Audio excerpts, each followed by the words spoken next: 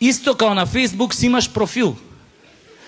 Али профил на болести што реално ги имаш и профил на болести што мислиш дека ги имаш.